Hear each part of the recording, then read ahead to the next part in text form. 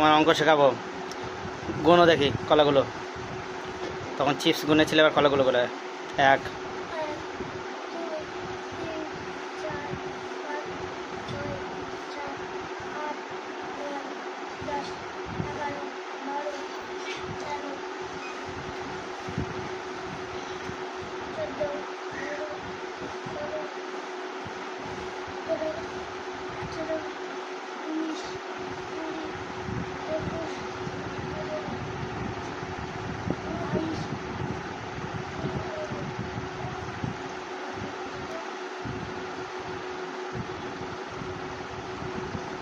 গুনো 22, তারপরে